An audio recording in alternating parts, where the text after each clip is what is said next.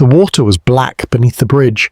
It moved with the sluggish certainty of something that had swallowed too much already. Along the towpath, frost clung to the cobblestones, and the sodium lights cast their orange glow across the surface of the Rochdale Canal, turning it into a mirror that reflected nothing but darkness. The city above hummed with Friday night revelry, voices spilling from pub doorways, music thudding from basement clubs, laughter echoing down alleyways slick with rain. But here, along the water's edge, silence pressed close.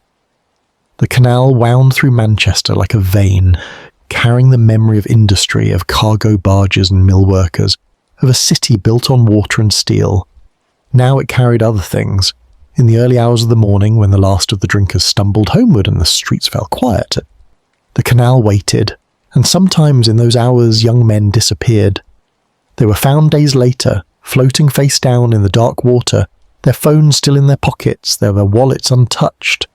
No signs of struggle, no witnesses, just the cold certainty of drowning.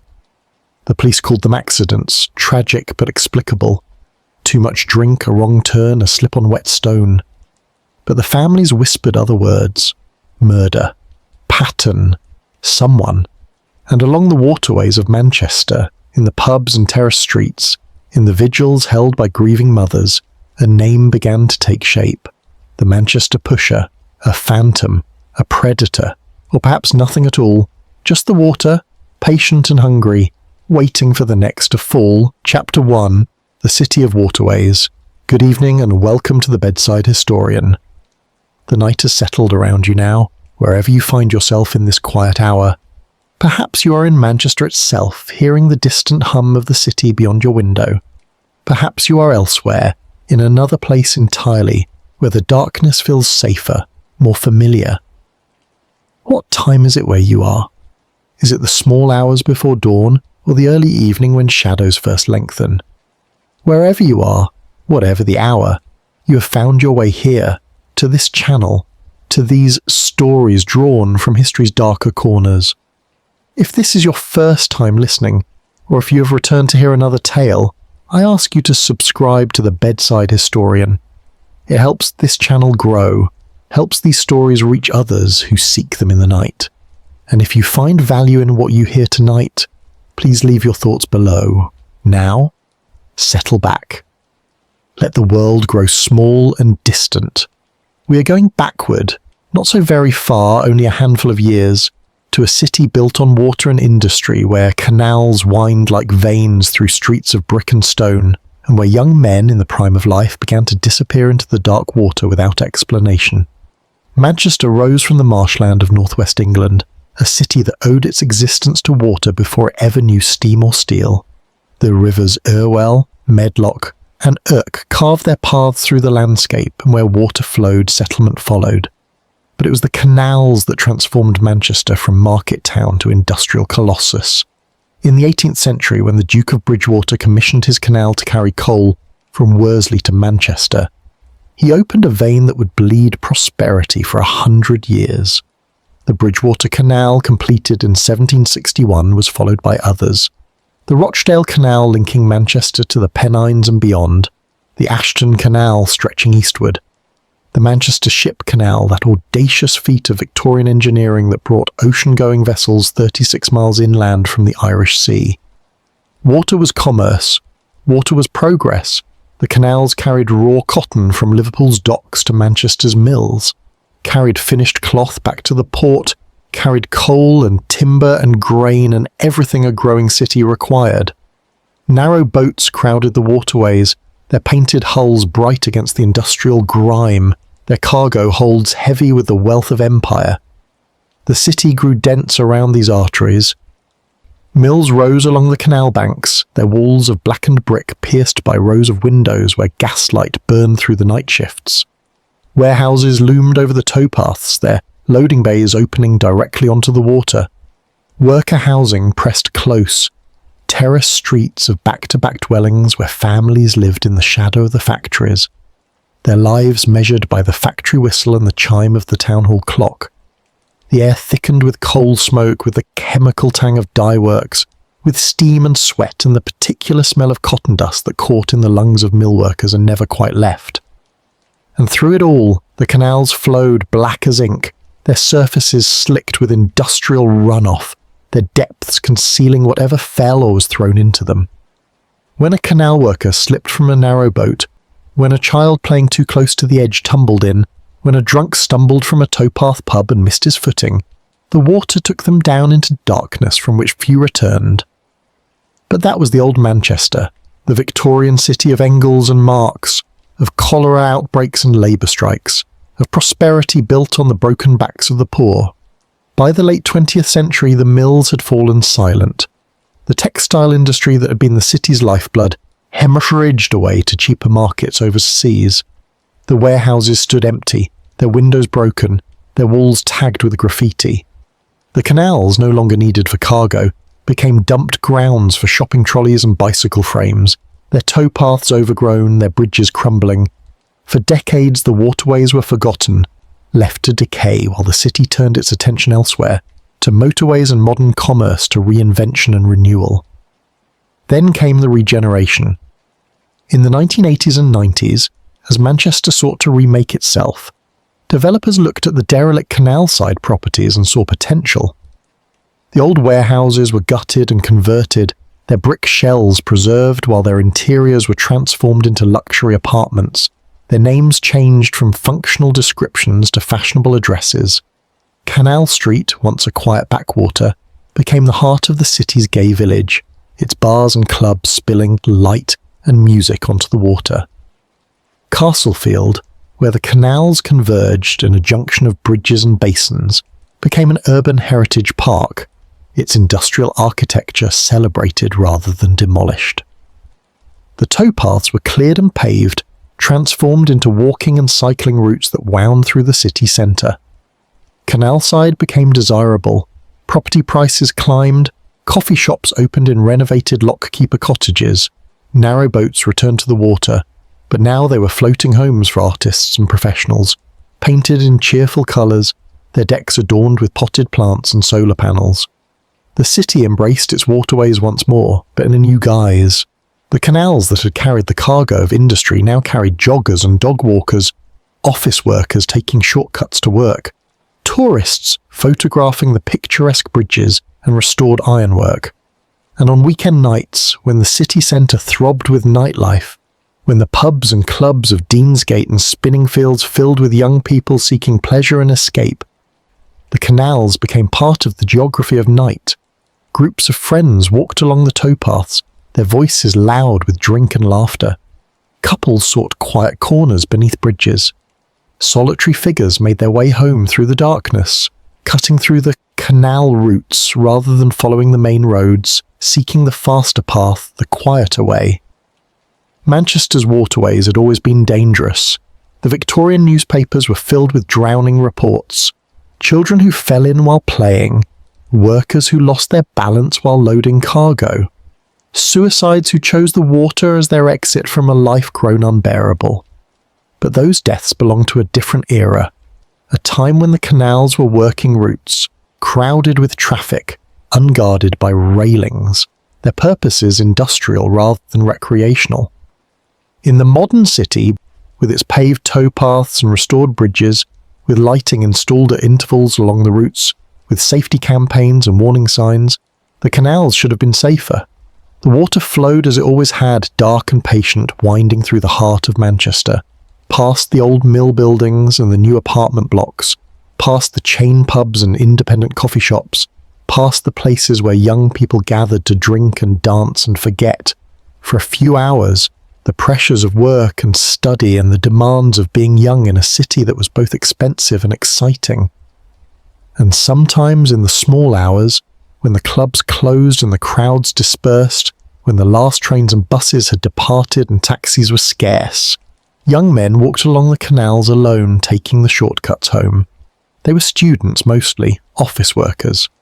Lads out for a night with friends, separated from their group, making their way back to flats in Salford, or Ancoats or Hulme. They knew the routes, they had walked them before. They were local lads, or had lived in Manchester long enough to know the city's geography.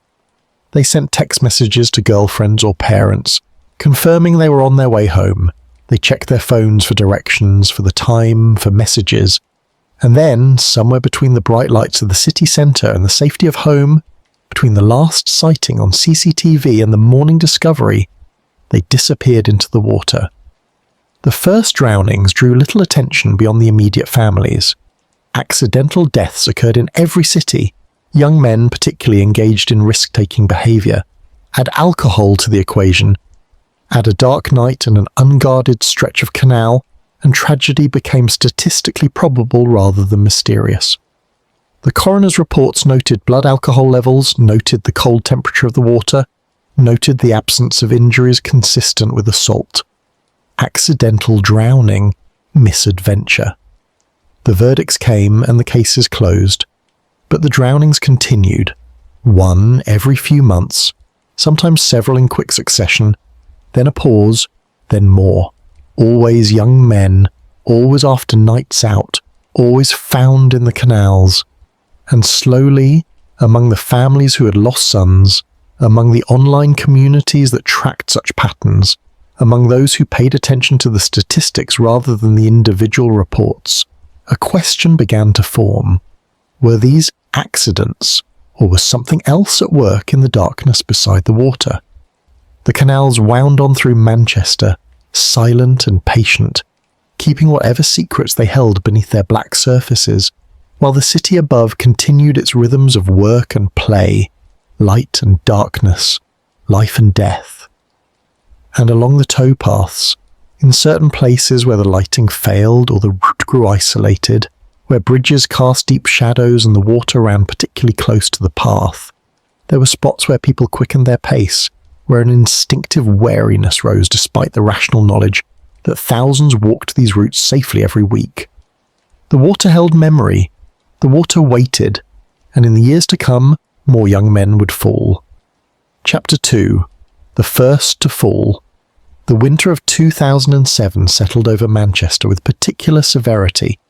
Frost claimed the streets each night, turning pavements into treacherous surfaces where even the careful could slip. The canals froze along their edges, thin sheets of ice forming in the quiet places where the water barely moved, though the main channels remained liquid, flowing dark beneath the cold ski. In the city centre, Christmas lights blazed from shop windows and strung across streets, their cheerful glow a defiance against the early darkness that fell each afternoon before 5 o'clock. The pubs filled earlier than usual, people seeking warmth and company against the bitter season. And on the 14th of December, a Friday night when the weekend stretched ahead with promise, a young man named Christopher Brani left the Joshua Brooks pub on Princess Street and began walking home. Christopher was 22 years old, a strapping lad who stood 6 feet tall and worked as a roofer, his hands calloused from labour, his build solid from years of physical work.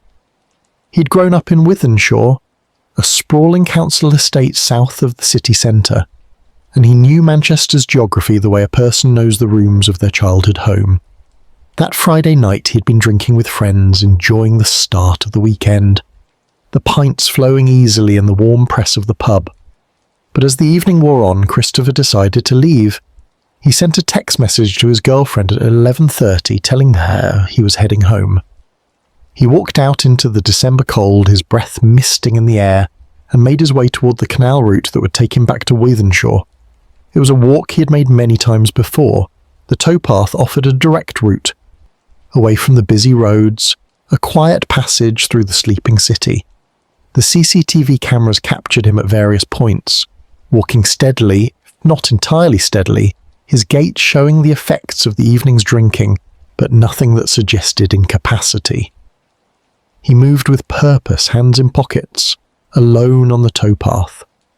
The cameras tracked him to a point near Deansgate Locks, where the Rochdale Canal passed beneath the railway viaducts, a stretch where the lighting grew sparse and shadows pooled deep, and then the cameras lost him.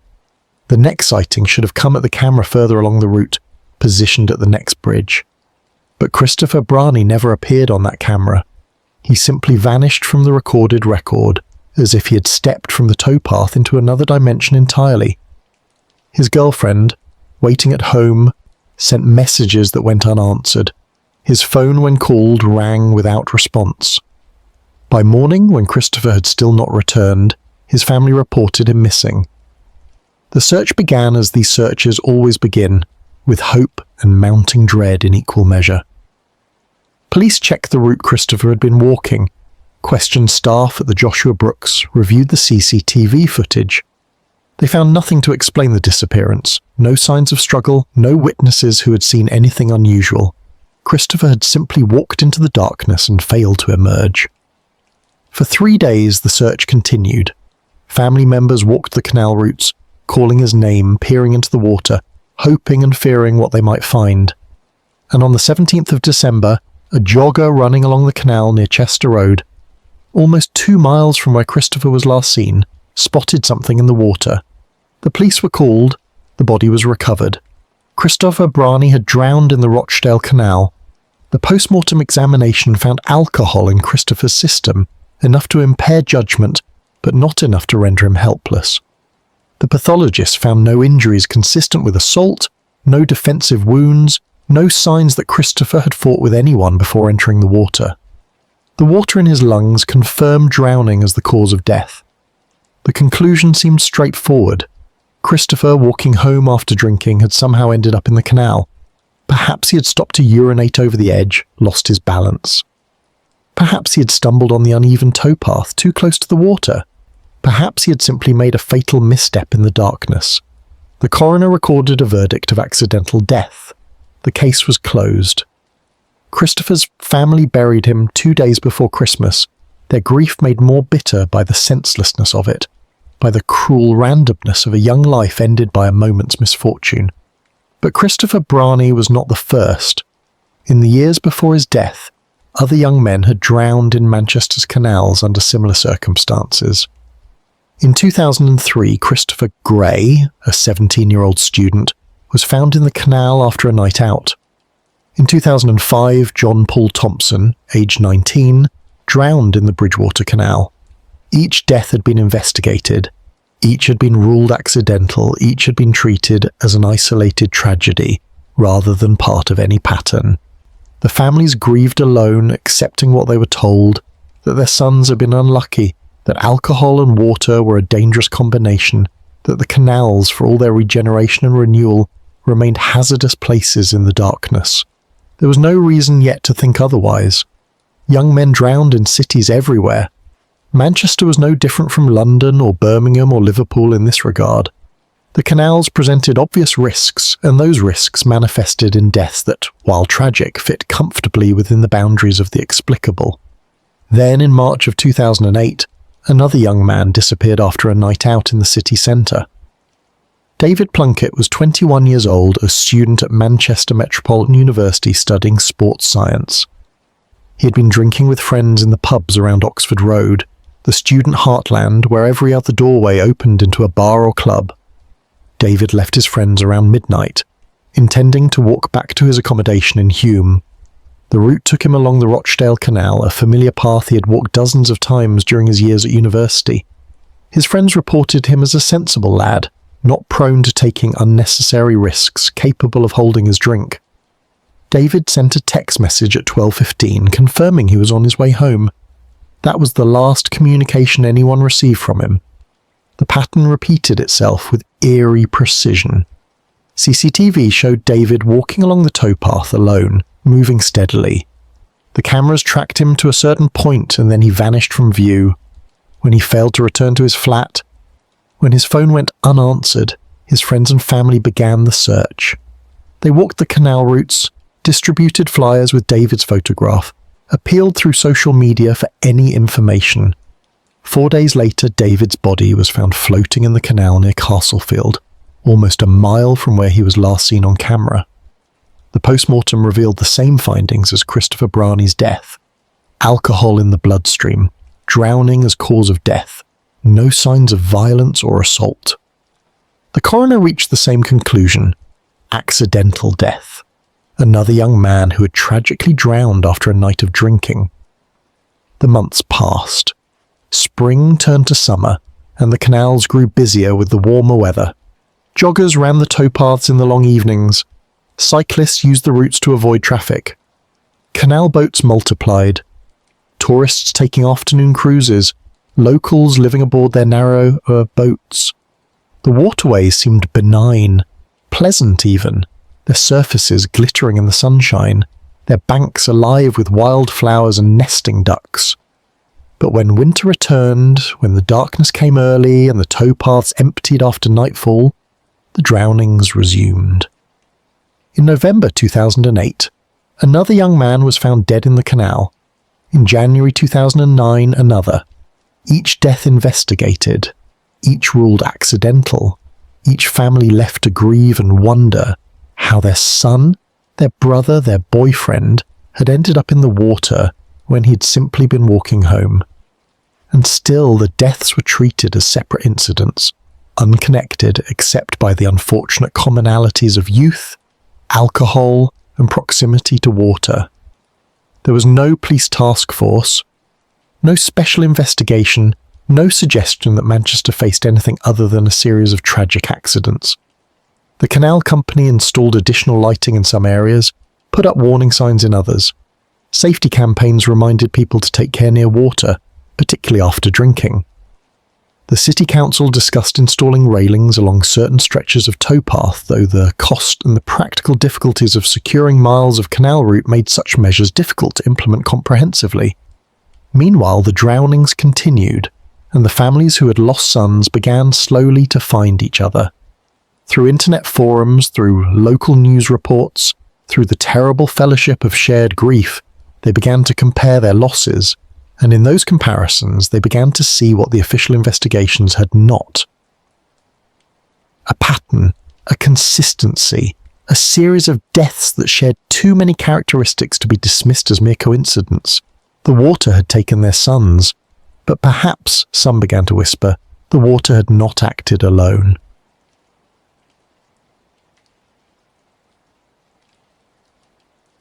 Chapter 3. The pattern emerges. The internet age brought many things to the process of grief, but among them was the ability of the bereaved to find one another across distances that would once have kept them isolated in their sorrow. In the years following Christopher Brani's death, as more young men drowned in Manchester's canals, their families began to discover each other through online searches, through memorial pages on social media, through forums dedicated to unsolved deaths and missing persons. What began as individual tragedies, each family believing their loss to be unique and explicable if senseless, gradually transformed into something else as these families connected and began to share the details of their sons' deaths. The similarities were too numerous, too specific to ignore. Marie Thornley, whose son Thomas had drowned in the Rochdale Canal in February 2009, created a Facebook group called Canal Deaths, Families Seeking Answers. Thomas had been 23, a quiet lad who worked in a call centre and lived with his parents in Droylsden. He'd gone into town with workmates for drinks after finishing a shift, something he did perhaps once a month, not being much of a drinker by nature or habit. He had left the pub at 11, sending his mother a text to say he would be home soon. The route from the city centre to Droylsden took him along the Ashton Canal, a walk of perhaps 45 minutes. Thomas never arrived home. His body was found 3 days later in the canal, less than a mile from where CCTV last captured him walking alone along the towpath. The post-mortem showed alcohol in his system, though not enough to render him seriously impaired. Accidental drowning, the coroner concluded. But Marie Thornley could not accept that verdict. Her son had been a careful young man, cautious by nature, and the towpath he had been walking was one he knew well, having used it regularly. She began searching online for similar cases, needing to understand, needing to find others who might share her doubts about the official explanations. The Facebook group grew slowly at first, then with increasing speed as more families discovered it. By the end of 2009, 15 families had joined, each having lost a son to drowning in Manchester's canals over the previous 6 years. They shared photographs, case details, coroner's reports, police statements. They mapped the locations where their sons had last been seen and where their bodies had been recovered. They compared the circumstances of each death, looking for connections, for threads that might weave together into evidence of something beyond tragic accident. And as they compiled this information, as they laid out the data in spreadsheets and mapped the deaths on Google Maps, a pattern had emerged that was impossible to dismiss as coincidence. Every victim was male, every victim was young, ranging in age from 17 to 32, with most falling between 20 and 25. Every victim had been on a night out, drinking in the city centre. Every victim had been alone when last seen on CCTV walking along a canal towpath. Every victim had sent a final text message or made a final phone call confirming they were heading home. Every victim had then vanished from camera coverage, only to be found days later floating in the canal. Every victim had drowned, with alcohol in their system, but no signs of violence, no defensive wounds, no evidence of assault or robbery. Every death had been ruled accidental by the coroner. The wallets remained in pockets, the phones remained on bodies, nothing had been stolen, there was no apparent motive for murder. And yet 15 young men had died in almost identical circumstances over 6 years in the waterways of a single city. The families began to research drowning statistics for other British cities of comparable size. Birmingham had canals, Leeds had canals, London had extensive waterways, but none of these cities showed a similar cluster of young male drownings following nights out. The numbers in Manchester were anomalous, significantly higher than would be expected, even accounting for the city's canal network and its nightlife culture. The families contacted criminologists, asked for help analysing the data. Some academics agreed that the pattern was unusual and warranted further investigation. Others cautioned against seeing connections where only coincidence existed, noting that human beings were predisposed to find patterns even in random data, that grief could make people see intention where none existed. But the families were not satisfied with dismissals. They organised meetings, gathering in community centres and pub function rooms to share information and coordinate their efforts. They hired a private investigator, pooling money scraped together from limited resources, hoping that an independent review of the evidence might reveal something the police investigations had missed. The investigator, a former detective named Michael Todd, who had retired from Greater Manchester Police after 30 years of service, agreed to review the cases. He spent months going through the files, interviewing family members, walking the canal routes where the young men had died. His report, completed in early 2010, concluded that while no definitive evidence of foul play existed in any individual case, the cluster of deaths was statistically unusual, and the similarities between cases were striking enough to warrant a coordinated police review rather than treating each drowning as an isolated incident. The families presented this report to Greater Manchester Police, requesting that a murder investigation be opened, or at minimum, that the deaths be reviewed collectively by a dedicated team. The police response was cautious. A spokesman acknowledged the families' concerns and the tragedy of their losses, but stated that each death had been thoroughly investigated and that no evidence had been found to suggest anything other than accidental drowning. Opening a murder investigation required evidence of homicide, and such evidence was absent from these cases. The alcohol consumption, the proximity to unguarded water, the darkness and isolation of the towpaths at night, all of these factors created conditions where accidental drowning became tragically possible. The police could not, the spokesman said, manufacture a murder investigation from tragedies that, however numerous, showed no signs of criminal activity. This response did not satisfy the families, nor did it quiet the growing public interest in the pattern of deaths. Local newspapers began running stories about the canal drownings, interviewing the families, examining the statistics. Radio phone-in shows invited discussion of the topic, and callers shared their own experiences of walking the canal routes at night, of feeling watched or followed, of sensing danger in those dark stretches where the water ran close to the path. Some callers dismissed the concerns as hysteria, arguing that accidents happened and that creating a murder mystery from tragedy helped no one. Others insisted they had always felt the canal routes were dangerous, that they avoided them after dark, that something felt wrong about those places even if nothing could be proven. And then someone gave it a name. During a radio discussion in March 2010, a caller referred to the Manchester Pusher, suggesting that someone was deliberately pushing young men into the canals. The name caught immediately. Within days, it had spread through social media, through online forums, through the newspapers.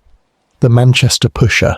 It had the ring of a Victorian villain, a Jack the Ripper for the 21st century, a shadowy figure stalking the waterways of the city. The name gave form to fear, transformed a pattern of deaths into a narrative with a protagonist, made the diffuse sense of wrongness into something specific and nameable. The families had mixed feelings about this development. On one hand, the name brought attention to their cause, kept the deaths in public consciousness, maintained pressure on the police. On the other hand, it sensationalized their grief, transformed their sons into victims of an urban legend, rather than real people who had died and deserved justice. The police issued another statement, more forceful this time, rejecting the idea of a Manchester Pusher and warning against spreading unfounded speculation that could cause unnecessary fear and distress. Detective Superintendent Jeff Wessel, who oversaw several of the drowning investigations, gave an interview to the Manchester Evening News in which he stated unequivocally that there was no evidence of a serial killer operating in Manchester, that the drownings were tragic accidents caused by a dangerous combination of alcohol and unguarded waterways, and that creating a phantom murderer from these tragedies was irresponsible and unhelpful. He urged people to take care when walking near the canals at night, to avoid shortcuts along dark towpaths when alone, and to ensure friends got home safely after drinking. These were sensible safety measures for a city with extensive waterways. They did not require the existence of a murderer to justify them, but by now the story had taken on a life beyond the control of either the families or the police. The Manchester Pusher became a topic of discussion in pubs and workplaces, in university common rooms and office break rooms. True crime enthusiasts on internet forums debated the evidence, compiled databases of the victims, created timelines and maps. Some argued passionately that a serial killer was operating in Manchester, and that the police were either incompetent or deliberately covering up the pattern. Others insisted the whole thing was a moral panic, fueled by grief and conspiracy thinking, seeing patterns in randomness. YouTube videos appeared, amateur investigations documenting the deaths, walking the canal routes at night with cameras, attempting to recreate the victims' final journeys. Some of these videos were respectful, attempting genuine investigation. Others were sensationalist, playing dramatic music over CCTV footage, adding sinister narration to maps showing body recovery locations. The debate polarized. Those who believed in the Manchester Pusher saw confirming evidence in every new drowning, every similarity between cases. Those who dismissed the theory saw only confirmation bias, people finding what they wanted to find, imposing narrative order on random tragedy. And caught between these positions were the families, who wanted only answers, who wanted to know how their sons had ended up in the water, who wanted someone held accountable if accountability was warranted, who wanted, at minimum, to have their concerns taken seriously rather than dismissed as conspiracy theorists or grief-deluded paranoids. The pattern existed. The deaths were real. Whether those deaths constituted murder or terrible coincidence remained a question that would not be easily answered. But the question once asked could not be unasked.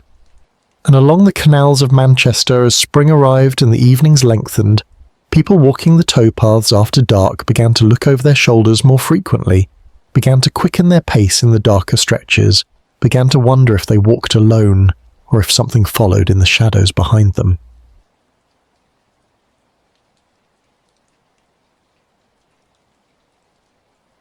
Chapter 4. The Geography of Loss. Manchester's canal network extended over 30 miles through the city and its surrounding boroughs, a web of waterways that connected neighbourhoods, divided districts, and created hidden routes through the urban landscape. The three main canals, the Rochdale, the Bridgewater and the Ashton, Each had their own character, they had their own history, their own particular stretches where danger seemed to concentrate. When the families mapped the drowning locations, when they marked each spot where a body had been recovered, the map revealed not a random scatter, but a clustering, certain areas showing multiple deaths while other stretches of canal remained unmarked. This geography of loss told its own story, one that deepened the mystery rather than resolving it. The Rochdale Canal, which cut through the heart of Manchester from Castlefield to Piccadilly and beyond, accounted for the highest number of drownings. This was perhaps unsurprising as the Rochdale passed directly through the city centre, its towpaths accessible from the main nightlife districts, its route offering a direct connection between the bars and clubs of Deansgate and the residential areas of East Manchester. The canal ran beneath railway viaducts and road bridges, creating long stretches where darkness pooled even when the surrounding streets were well lit. In certain sections, the towpath narrowed, pressed between the water and brick walls or metal fencing, leaving little room to manoeuvre if someone stumbled or lost balance. The Rochdale was also the deepest of Manchester's canals in places, its waters cold year-round, its current stronger than the placid surface suggested. Between Castlefield and the Piccadilly Basin, a distance of less than 2 miles, 6 young men had drowned over a period of 8 years. The bodies had been recovered at various points along this stretch, some found near where they had last been seen on camera, others carried by the water's movement to locations further along the canal. The families began referring to this section as the killing zone, though the police objected to this terminology, insisting it implied criminal intent where none had been proven. But the concentration of deaths in this particular stretch was undeniable. People began avoiding the Rochdale Canal towpath at night, taking longer routes along main roads rather than using the shortcut through the darkness. The Bridgewater Canal, older than the Rochdale by nearly 40 years, wound through South Manchester and Salford, passing through Castlefield before heading west towards Trafford and beyond. The Bridgewater had claimed 4 victims, their bodies recovered at wide intervals along its length. Unlike the Rochdale, which cut through dense urban development, the Bridgewater in places ran through parkland and semi-industrial areas where housing and businesses backed onto the water at a distance, leaving the towpath isolated, separated from the city's active life. Walking the Bridgewater at night meant stretches of complete darkness, the lighting sporadic or absent entirely, the nearest help potentially hundreds of yards away. The canal ran broad and placid, its surface calm, its depths concealing whatever lay beneath. In winter, the Bridgewater froze more readily than the other canals, ice forming along the edges, narrowing the channel, making the boundary between path and water less distinct in the darkness. The Ashton Canal, stretching from Piccadilly Basin eastward through Clayton and Openshaw toward Ashton-under-Lyne, accounted for 3 drownings. The Ashton was narrower than the other 2, its towpath in places barely wide enough for 2 people to pass comfortably. The canal wound through former industrial areas that had seen less regeneration than the city centre, where abandoned factories still stood beside the water, their windows broken, their walls crumbling, their presence adding to the sense of desolation that characterised the route after dark. The Ashton passed through residential neighbourhoods where streets of terraced housing came down to the water's edge, but these houses often backed onto the canal, their occupants inside unaware of what happened on the towpath beyond their garden fences. Someone could drown mere yards from dozens of people, and no one would hear, no one would see, no one would know until days later when the body was found. The families who had lost sons to the Ashton Canal spoke of a particular loneliness to that route, a sense of abandonment that the more regenerated sections of the other canals lacked. When they walked the towpath trying to understand their sons' final journeys, they felt acutely how isolated someone would be there at midnight, how far from help, how vulnerable. One mother described walking the stretch where her son had last been seen and feeling such a powerful sense of wrongness that she had to turn back, unable to continue. The place felt heavy with sorrow, she said, as if the water remembered what had happened there and mourned in its own way. Beyond these 3 main canals, Manchester's waterways included smaller cuts and basins, junctions and locks, where the canals intersected and changed level. Some of these junctions were picturesque, featuring restored lockkeeper cottages and interpretive signs explaining the canal's history. Others were purely functional, concrete and steel structures where the water dropped or rose through chambers controlled by heavy lock gates.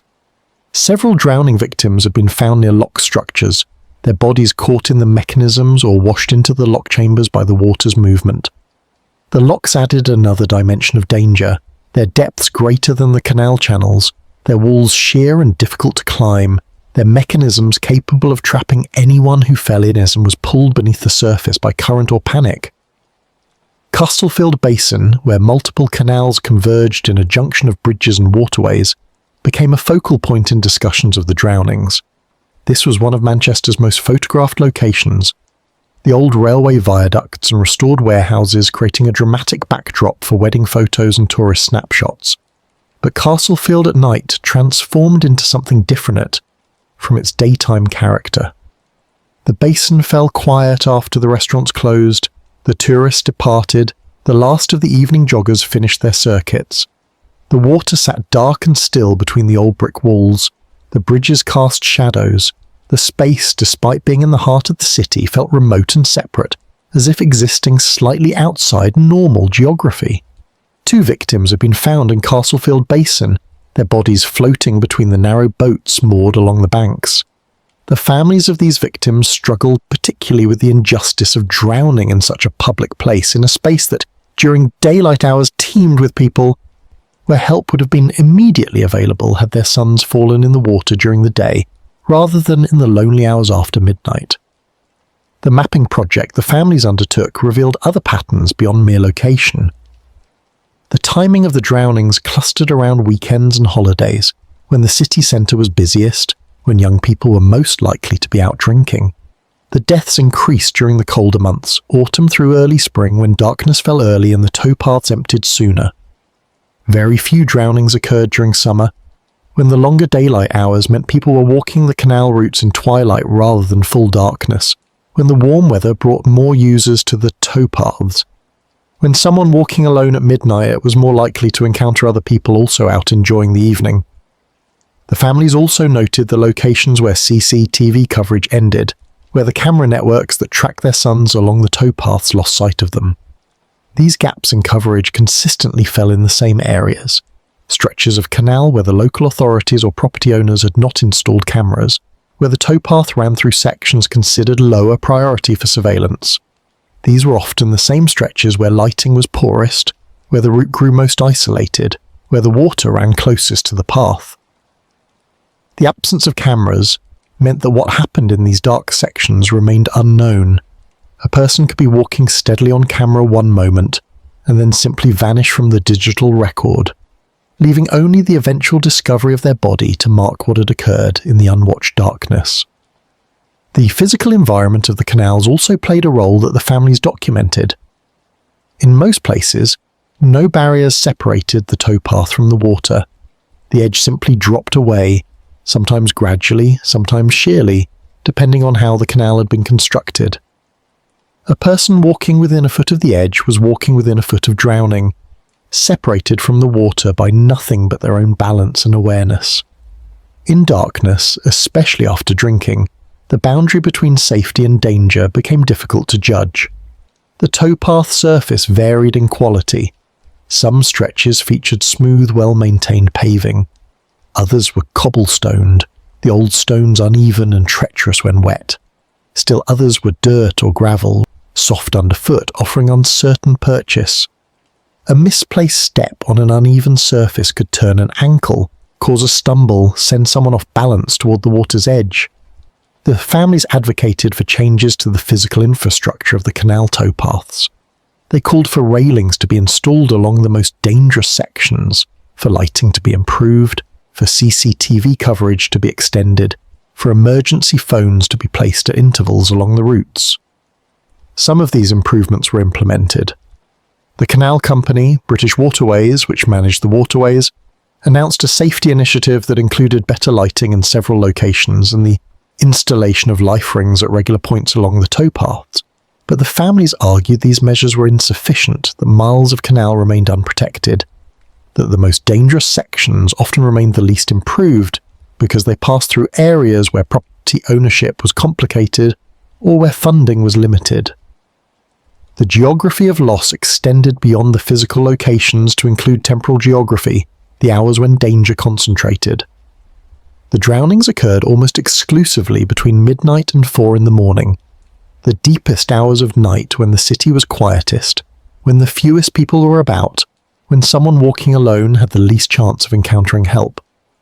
These were the hours when the last drinkers made their way home, when the clubs closed and the crowds dispersed, when young men found themselves alone on dark towpaths, making the journey between the pleasure of the night and the safety of home. These were the hours when the canals were most dangerous, not because the water itself changed, but because isolation made every risk greater, every accident more likely to be fatal, every potential threat harder to escape or summon help against. The families created memorial sites at the locations where their sons' bodies had been recovered. Flowers appeared tied to bridge railings, photographs laminated and affixed to walls, candles lit in jam jars and left to burn through the night. These memorial sites transformed the canal routes into landscapes of grief, visible reminders of the young lives lost to the water. People walking the towpaths encountered these shrines and paused to read the messages, to look at the photographs of young men smiling in happier times, to contemplate the thin boundary between life and death that these waterways represented. Some walkers left their own tributes, adding flowers to the existing bunches, leaving notes of sympathy or prayers. The memorial sites became part of the canal's geography, markers of loss that would remain long after the flowers had withered and the photographs had faded in the weather. Chapter 5. The witnesses who saw nothing. The investigation into each drowning relied heavily on CCTV footage, that silent witness that had become ubiquitous in British cities by the early 21st century. Manchester's canal routes were monitored by cameras positioned at bridges, at lock gates, at the entrances and exits of towpath sections, creating a network of digital surveillance that recorded the movements of everyone who walked these routes. When a young man disappeared after a night out, the police would gather footage from every camera along his likely route, piecing together his final journey frame by frame, timestamp by timestamp. The footage showed them walking, sometimes steadily, sometimes with the careful deliberation of someone managing their intoxication, but always moving forward along the towpath heading toward home, and then, in every case, the footage ended. The young men walked into sections of canal where no cameras watched, and they never emerged on the other side. The CCTV footage of Christopher Brani, recorded on that December night in 2007, became emblematic of what every investigation found. The cameras captured Christopher leaving the Joshua Brooks pub at 11:32, his posture upright, his walk purposeful.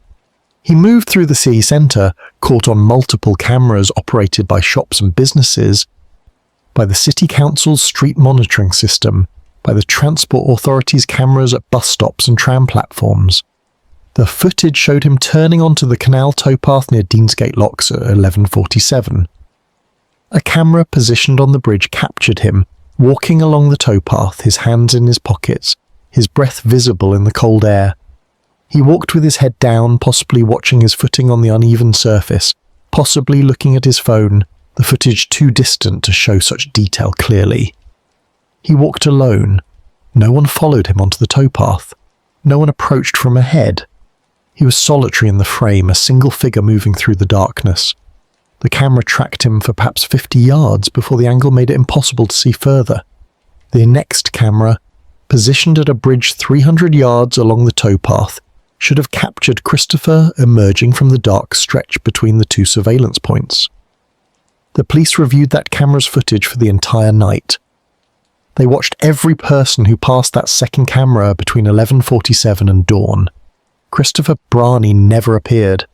Somewhere in those 300 yards of unwatched towpath, he had left the path and entered the water, or he had been forced into the water, or he had met with some misfortune that the cameras could not record. The footage showed the before, but not the event itself, leaving only the terrible fact of the after. When his body was recovered 3 days later from the canal, this pattern repeated across every case. The victims were recorded walking alone along the towpath. No apparent threats visible, no other people in the frame to suggest confrontation or assistance. The cameras showed them entering dark sections of canal route, and then showed nothing more. The absence of footage became as significant as the footage itself, marking the locations where something happened that the digital watchers could not see. The families studied these final recordings with desperate attention, looking for anything the police might have missed, any detail that might explain what happened next.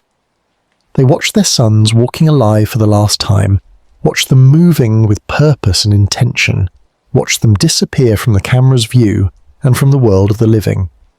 Some families requested copies of the footage, wanting to preserve these last images of their sons, needing the evidence that he had been alive and whole before whatever happened.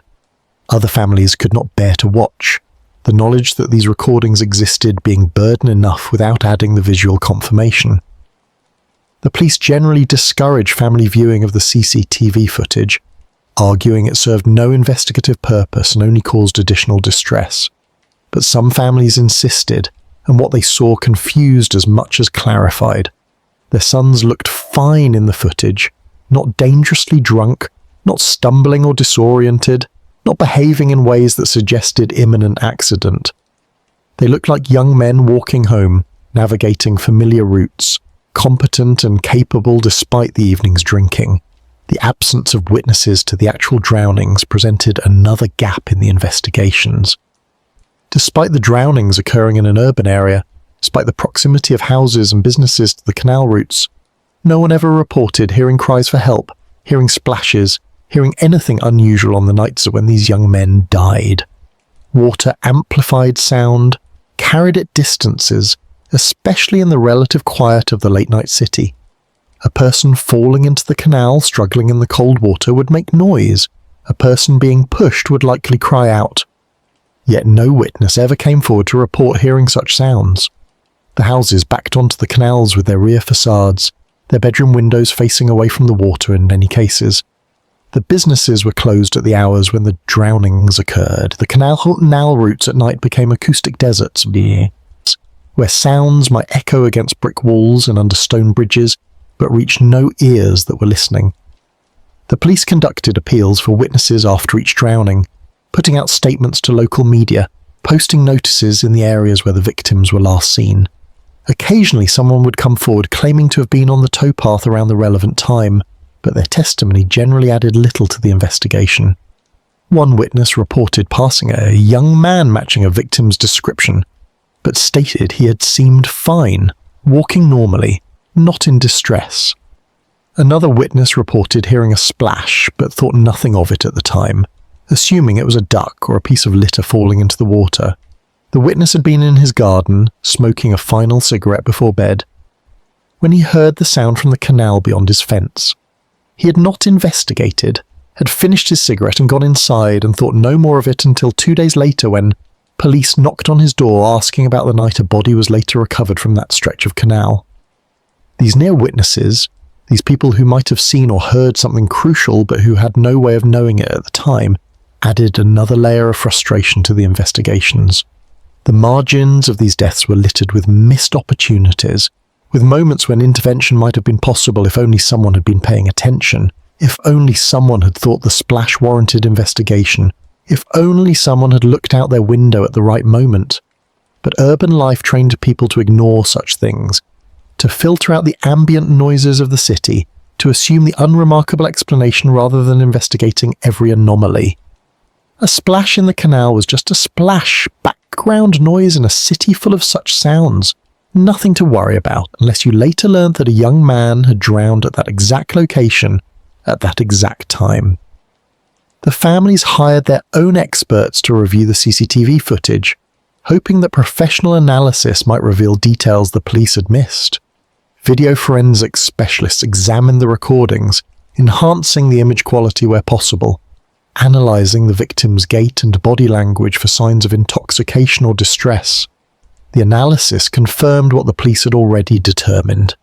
The young men appeared to be managing their alcohol consumption adequately, walking with purpose, showing no signs of extreme intoxication that would make accidental drowning more explicable. If anything, the footage made accidental drowning less explicable, showing capable young men who appeared to be navigating the route competently right up until the moment they vanished from camera coverage. One expert noted something that had not been emphasized in the police reports. In several cases, the victims appeared to pause or slow their pace in the final seconds before walking out of camera range. The expert cautioned against reading too much into this observation, as the pauses could have innocent explanations. Stopping to check a phone, to adjust clothing, to urinate against a wall. But the pauses interested the families, suggesting perhaps that something had caught the victims' attention, something that made them stop or turn, and something that happened just beyond what the cameras could see. What had Christopher Brani paused for in those final visible moments? Had he heard something, seen something, or had he simply needed to catch his breath to steady himself before continuing the walk home? The camera networks also revealed patterns in who else used the canal routes at night. The footage from cameras along the towpaths showed other pedestrians, people walking dogs, joggers even at late hours, couples, groups of friends. Some people appeared repeatedly on different nights, their faces becoming familiar to the police who reviewed hours of footage. Regular users of the routes, people for whom the canal towpath was part of their daily journey to and from work, to and from home, to and from whatever destinations comprised their lives. The police interviewed some of these regular users, asking if they had noticed anything unusual, anyone suspicious, any patterns in who else used the routes. The answers yielded nothing useful. The canal routes were public spaces. Hundreds of people used them every day. Identifying anyone who seemed out of place among that multitude was impossible. But the families noted something that troubled them. In the footage from nights when victims disappeared, other pedestrians on the towpaths were rare. The drownings occurred on the coldest nights, the darkest nights, the nights when fewer people chose to walk the canal routes. The victims were often alone on the towpath, the footage showing empty stretches before and after them, showing the isolation that made them vulnerable. If someone had wanted to push these young men into the water, if someone had been stalking the towpaths looking for solitary victims, the CCTV would have shown not the presence of a threat, but merely the absence of witnesses, the absence of help, the absence of anyone who might interrupt what was happening in those unwatched sections of canal. The police emphasised that absence of evidence was not evidence of absence. Just because the cameras did not show someone following the victims did not mean no one was there. A person could walk along the towpath, visible on the same cameras as the victims, appearing innocent and unthreatening, and then in the dark section between cameras could catch up to the victim, could push or strike or somehow cause them to enter the water. The cameras showed only moments in time, snapshots of longer journeys. And what happened between those snapshots remained unknown unless physical evidence or witnesses filled the gaps. In these cases, neither existed. The water had swallowed the evidence, the darkness had hidden the act, the cameras had watched but had not seen. The families compiled their own archive of CCTV footage, creating a database of their sons' final journeys. They watched the recordings repeatedly, memorizing every detail, every movement, every other person visible in the frames. They created charts showing who else appeared on the cameras during the hours around the drownings, looking for faces that appeared in multiple cases, looking for anyone who might connect the deaths. This amateur investigation yielded no results the police considered credible. The faces that appeared in multiple recordings were regular users of the canal routes whose presence could be explained by their work schedules or residential locations. No single suspicious individual appeared on camera near multiple drowning sites. If a single perpetrator was responsible for the deaths, the CCTV network had failed to capture them, failed to record the face of the person the internet had named the Manchester Pusher. Technology that was supposed to make the city safer, that was supposed to allow crimes to be solved and criminals identified, had instead recorded only the negative space around these deaths, had documented the before and the after, but not the crucial moments between. The cameras stood as Kierland or Kyoto, useless witnesses to events they could not see, recording hours of empty towpath while somewhere beyond their angle of view, young men were dying in the dark water. The families found this particularly bitter, that the surveillance state, which monitored so much of British life, which tracked citizens through their daily routines, which recorded conversations and movements and transactions, had somehow failed to record the one thing that mattered, the moment when their Shaun sons went from alive to dead. The moment that would explain whether they died by accident or by murder, whether they died alone, or whether someone had helped them into the water.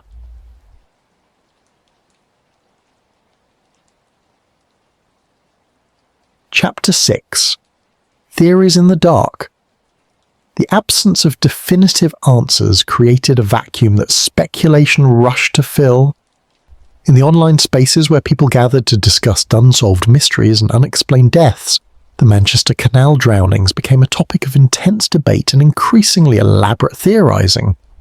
The theories ranged from the mundane to the fantastical, from careful analysis of evidence to wild conspiracy thinking that saw patterns in everything and explanations in nothing. But each theory represented an attempt to make sense of what seemed senseless, to impose order on deaths that defied easy explanation, to find meaning in tragedy even if that meaning was dark and troubling. The serial killer theory gained the most traction, both among the families and in the wider public consciousness. The Manchester pusher, if such a person existed, would represent a particularly calculating and cautious killer, someone who struck only when conditions allowed, who left no physical evidence, who chose victims and locations that maximised their chance of escaping detection. Proponents of this theory pointed to the similarities between cases as evidence of a single perpetrator. The victim profile was consistent, they argued. Young men alone after drinking. The method was consistent. Drowning in canals. The locations clustered in specific areas. The timing followed patterns. These were not the hallmarks of random accidents, but of deliberate selection, of a predator who understood the geography of the city and exploited it. But how would such a killer operate? The theories diverged on methodology. Some suggested the pusher simply walked up behind victims on the dark stretches of towpath and shoved them into the water, relying on surprise and the victim's intoxication to prevent effective resistance. Others proposed the pusher engaged victims in conversation first, perhaps asking for directions or for a light, getting close enough that the push came before the victim could react. Still others speculated about the use of weapons, a quick blow to incapacitate the victim before pushing them in, though this would leave evidence on the body and no such evidence had been found. The lack of defensive wounds on any victim suggested either that they had not been aware of their attacker until it was too late, or that there had been no attacker at all. The motive question troubled even those who believed in the serial killer theory. Why would someone kill young men in this way?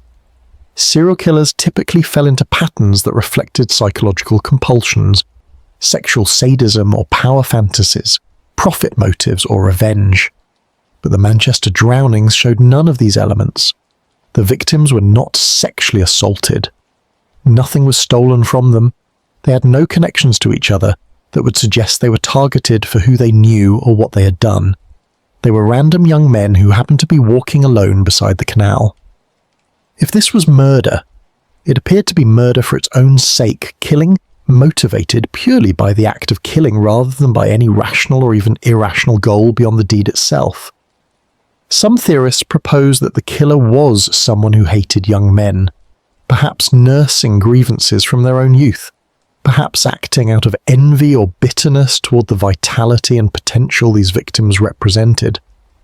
Others suggested the killer might be motivated by a twisted sense of social hygiene, targeting drunken young men as a form of vigilante punishment for behavior the killer deemed objectionable. These psychological profiles were pure speculation, constructed without any evidence of who the killer might be or what drove them, but they satisfied a need to understand why, to construct a narrative that made the deaths explicable, even if that narrative was dark. Another theory gaining currency in certain circles proposed not a single killer but a group. possibly a gang initiation ritual that required pushing someone into the canal as proof of commitment or courage. This theory attempted to explain why no single suspect had emerged, why the pattern continued over years despite police attention, why the drownings showed consistency despite the absence of an identified perpetrator. Multiple killers operating independently, but following similar methods would create exactly the pattern observed. But this theory struggled with the same motive problem as the single killer theory. What gang would use random murder as an initiation rite? What purpose would such killing serve? Gangs typically engaged in violence for profit, for territory, for revenge against rivals. Random drownings of strangers offered no benefit that would justify the risk. The accident theory, officially supported by the police and coroners, held that no killer existed at all, that the drownings were tragic but explicable events caused by alcohol consumption, dark conditions, and unguarded waterways. Proponents of this theory pointed to statistics showing that accidental drowning was a significant cause of death among young men in Britain, that alcohol was a factor in the majority of such drownings, that cities with waterways consistently saw such deaths even in the absence of any criminal activity. Manchester's elevated numbers simply reflected the city's extensive canal network and vibrant nightlife culture, which created more opportunities for the fatal combination of drinking and proximity to water. The accident theorists also noted the absence of any evidence suggesting foul play. No witnesses, no physical trauma on the bodies beyond what drowning itself would cause, no patterns in the exact locations or timings that suggested deliberate targeting rather than random occurrence. The clustering in certain areas could be explained by those areas being the most commonly used routes, the places where people naturally walked when moving between the city centre and residential neighbourhoods. The similarity in victim profiles could be explained by young men being the most likely demographic to walk alone late at night after drinking, to take risks with route selection, to overestimate their ability to navigate safely while intoxicated. But the accident theory satisfied few beyond those professionally committed to it. The families rejected it absolutely, unable to accept that their sons had simply stumbled into the water for no reason beyond bad luck and poor judgment. The public found it unsatisfying, preferring narratives with villains and victims, with clear causation and the possibility of justice, over the blank indifference of mere accident. Even those who intellectually accepted that accidents were the most likely explanation found themselves drawn to the alternative theories, found themselves wondering if perhaps the police were wrong, if perhaps the pattern did indicate something more sinister. Other theories, more outlandish but no less earnestly proposed, emerged from the darker corners of the internet. Some suggested the drownings were connected to human trafficking networks, that the young men were being drugged and abducted, that the bodies found in the canals were those who had died during failed kidnappings, or who had been disposed of after serving whatever purpose the traffickers required. This theory struggled to explain why the victims were left in the canals with their identifying documents and phones still on them, why no demands for ransom were ever made, why trafficking networks would target young men from Manchester when more vulnerable populations existed. But the theory persisted, fed by general fears about trafficking and by the sense that something organised must be behind such a consistent pattern of deaths. Conspiracy theories proliferated. Some proposed the drownings were connected to pharmaceutical testing, that the victims had been secretly dosed with experimental drugs, and that those who died were subjects whose reactions had been fatal. Others suggested ritual sacrifice, that the canal drownings were part of occult practices by secret societies operating in Manchester. These theories had no evidentiary basis whatsoever, but they circulated nonetheless, shared on forums and in comment sections, finding audiences among those predisposed to see sinister plots behind unexplained events. The conspiracy theories were easily dismissed by anyone applying critical thinking, but they contributed to an atmosphere of suspicion and fear that made rational discussion of the actual evidence more difficult. The families found themselves in the uncomfortable position of being associated with all these theories, their legitimate concerns about the pattern of deaths being conflated with the wildest speculation. When they argued for further police investigation, skeptics accused them of promoting conspiracy theories. When they presented the statistical analysis showing the deaths were anomalous, debunkers responded with accusations of seeing patterns in randomness. The families tried to distance themselves from the more outlandish theories while maintaining their position that the drownings deserved serious investigation, but this middle ground proved difficult to hold. The discourse polarized, leaving little space for nuanced discussion of what the evidence actually showed and what it might mean. Academic criminologists who studied the case generally avoided definitive conclusions. Some acknowledged the pattern was unusual and warranted further study. Others cautioned that human psychology was predisposed to find patterns even in random data, that the similarities between cases could be coincidental rather than connected. The lack of physical evidence making definitive determination impossible, they argued, meant the case existed in a liminal state where neither accident nor murder could be conclusively proven or disproven. This academic caution, while methodologically sound, frustrated those seeking answers. Saying more study was needed did not help the families who had already lost sons. Acknowledging the pattern was unusual did not explain what had caused it. Retired police officers and private investigators offered their opinions, some supporting the murder theory, others defending the accident verdict. Those who supported the murder theory generally had no access to the actual case files beyond what was publicly available, basing their conclusions on the pattern rather than on detailed examination of individual cases. Those who defended the accident verdict generally pointed to their professional experience with drowning investigations, their knowledge of how alcohol impaired judgment and coordination, their understanding of how easily someone could fall into water in dark conditions. But experience with drowning cases in general did not necessarily illuminate this specific cluster of deaths, any more than the pattern alone proved murder, without physical evidence to support it. The theories multiplied and evolved, feeding on each new drowning, on each new piece of information that emerged, on each statement from police or families. The internet provided space for these theories to develop and spread, for communities of believers to form around each explanation, for arguments to rage between those who saw murder and those who saw accident, between those who trusted the police conclusions and those who suspected cover-up or incompetence. The Manchester Pusher became a Rorschach test, people seeing in the case whatever their pre-existing beliefs about authority, about crime, about the nature of danger in modern cities predisposed them to see. And through it all, the actual truth of what had happened on those dark towpaths remained elusive, hidden in the gaps between the CCTV footage, concealed beneath the black water of the canals, known perhaps only to the dead themselves.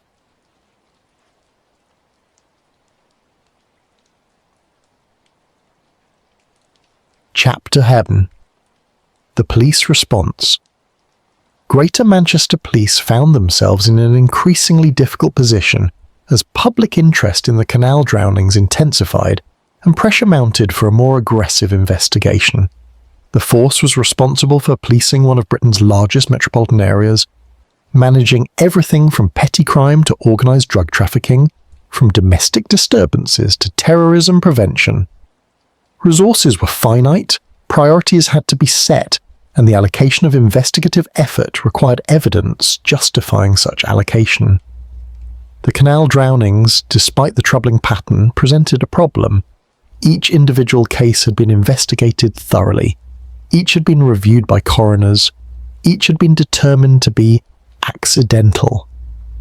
Opening a murder investigation without evidence of murder would not only be professionally questionable, but would raise expectations the police might not be able to meet. Detective Chief Inspector Peter Minshall, who oversaw the review of several drowning cases in 2010 after the family's campaign gained media attention, faced this dilemma directly. A career officer with 25 years of experience, Minshall had investigated actual serial murder cases, had worked on complex investigations where evidence was scarce and perpetrators cunning. He understood what a genuine serial killer investigation required and what evidence was needed to justify one. When he reviewed the canal drowning files at the request of his superiors, who were responding to the public pressure and media coverage. Minshall approached the task with an open mind, but also with professional skepticism born of experience. His review took 3 months, during which time his team re-examined the forensic evidence from each drowning, reviewed the CCTV footage, interviewed family members again, walked the canal routes where the victims had died. They looked for connections between victims beyond the obvious similarities, searching for any evidence that the young men had known each other, had frequented the same locations, had shared any associations that might suggest targeted rather than random victimization. They found nothing. The victims were strangers to each other. They had attended different schools, worked different jobs, socialized in different circles. Their only commonality was being young men in Manchester who liked to drink with friends and who happened to walk along canals on the nights they died. The forensic evidence yielded nothing that suggested foul play. The post-mortem examinations had been thorough, conducted by experienced pathologists who knew what to look for. The bodies showed no signs of assault beyond the injuries consistent with drowning itself. No defensive wounds on hands or arms, no trauma to the head or face beyond what might occur if someone struck their head while falling. No evidence of drugging beyond the alcohol the victims had consumed voluntarily. The toxicology report showed only alcohol and in some cases traces of cannabis. Nothing unexpected for young men on nights out. If these victims had been attacked, the attacks had left no physical trace. The CCTV review confirmed what the initial investigations had found.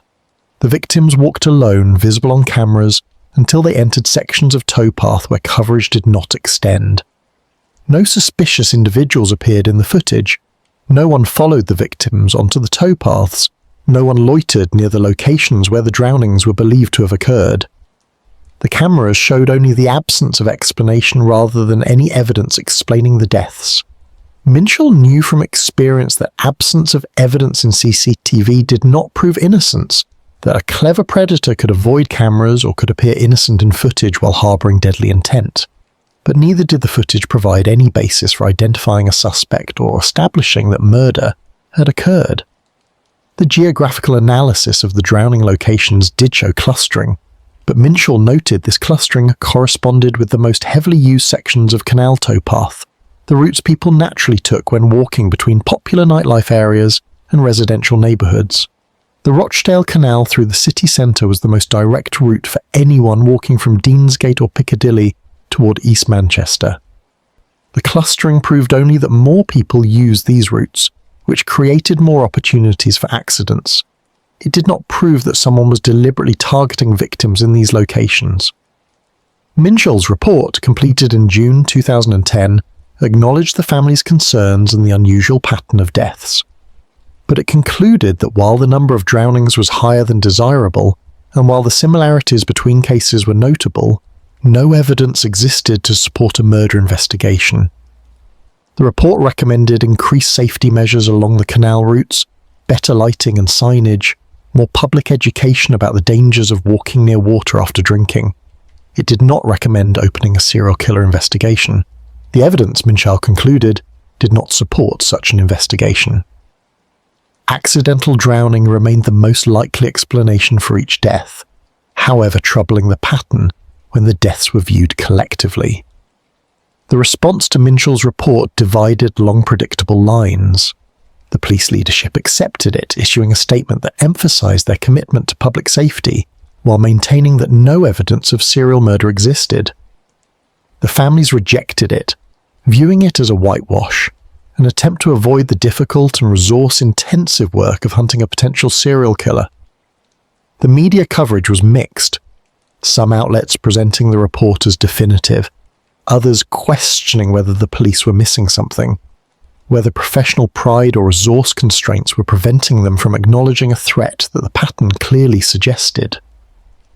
Greater Manchester Police did implement some of the report's recommendations. Additional lighting was installed along several sections of the Rochdale Canal. Warning signs appeared at intervals along towpaths, advising people to take care near water and suggesting alternative routes. The police increased patrols along canal routes during weekend nights, though the patrols were intermittent, officers unable to be everywhere at once, given the extent of the canal network and the competing demands on their time, these measures were presented as evidence of the police taking the issue seriously, but critics noted they were the kinds of measures appropriate for preventing accidents, not for catching a serial killer. The families met with senior police officials, including Assistant Chief Constable Terry Sweeney, who oversaw serious crime investigations for the force. The meetings were tense. The families wanted a murder investigation. They wanted a dedicated task force. They wanted the resources and attention that would be given to any other case where multiple deaths showed such obvious patterns. Sweeney sympathized with their loss, but could not give them what they wanted. Without evidence of murder, he explained, the force could not justify a murder investigation. The coroners had ruled the deaths accidental. The forensic evidence supported those verdicts. The police could not simply override coroners' verdicts because the families disagreed with them. The families argued that the pattern itself was evidence that 15 young men dying in nearly identical circumstances could not be coincidence. Sweeney responded that pattern alone was not sufficient evidence of murder under British law, that investigations required more than statistical anomaly to proceed. The impasse frustrated everyone involved. The families felt dismissed, felt their sons' deaths were being written off as carelessness rather than investigated as crimes. The police felt they were being pressured to pursue an investigation for which no evidentiary basis existed, that they were being asked to waste resources chasing a phantom based on speculation rather than evidence. Both sides viewed the other as either blind or obstructive, unable to see the truth that seemed obvious from their own perspectives. The media coverage amplified these divisions, with some outlets championing the family's cause and others defending the police position. Public opinion fragmenting along lines that reflected broader attitudes toward authority and institutional competence. As the debate continued through 2010 and into 2011, the drownings did not stop. Each new death reignited the controversy. Each body pulled from the canal, adding another data point to the pattern, another family to the growing community of the bereaved. In March 2011, Raymond Doyle, aged 24, drowned in the Ashton Canal. In September, Nathan Tomlinson, aged 20, was found in the Rochdale Canal. The circumstances matched the established pattern. Nights out, alcohol, walking alone, drowning. No evidence of foul play. Accidental death verdicts. The families pointed to each new case as proof that the Manchester pusher was real and still active. The police maintained that each case remained consistent with accidental drowning, that the continued deaths, while tragic, did not change the lack of evidence suggesting murder. The force did conduct additional reviews as new drownings occurred, checking whether any new evidence had emerged that might connect the cases or suggest foul play. These reviews consistently found nothing that would justify changing the investigation's direction.